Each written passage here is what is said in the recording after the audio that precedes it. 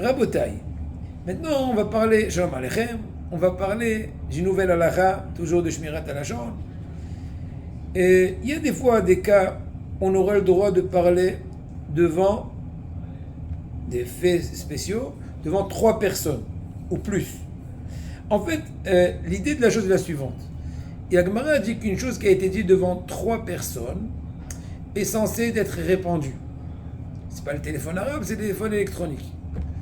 Et on va du principe que si la personne qui raconte, elle est consciente du fait que ce qu'elle raconte dans un forum de 3 personnes ou plus, ça va arriver automatiquement aux oreilles de la personne concernée. Si Abraham est en train de dire Yitzhak, imaginons, Yitzhak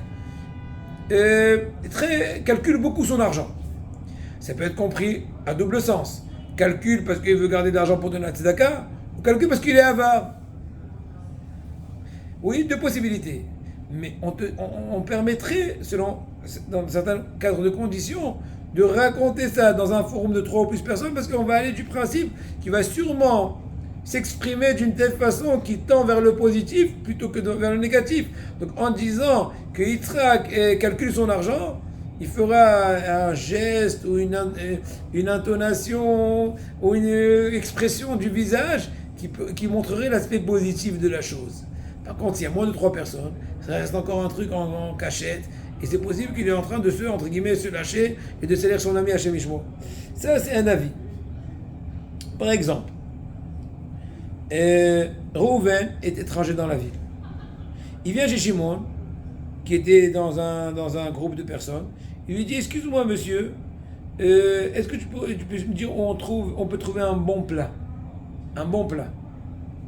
Il lui dit un plat chaud. Il dit, écoute, il est très tard maintenant, il est 1h du matin.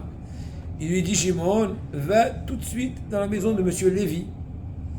Chez lui, il y a toujours beaucoup à manger. Maintenant, quand on dit beaucoup à manger, ça peut dire soit c'est quelqu'un qui fait que manger toute la journée, soit c'est quelqu'un qui a la porte ouverte comme Avraham Avinu. Donc là, puisqu'il a été questionné, ce fameux monsieur, en public, on va aller du principe qu'il a sûrement exprimé la chose de façon positive, ça sera permis. Si le public aurait été restreint, on n'aurait pas permis à cette personne-là de répondre d'une telle façon. Il faut être explicite dans le bien. Et même pas être, comment dirais-je, ambigu ou à double sens, qui pourrait, un des sens, être compris dans le mal. Bon, voilà. Déjà, le prochain cours, on verra une nouvelle halakha en rapport à cela.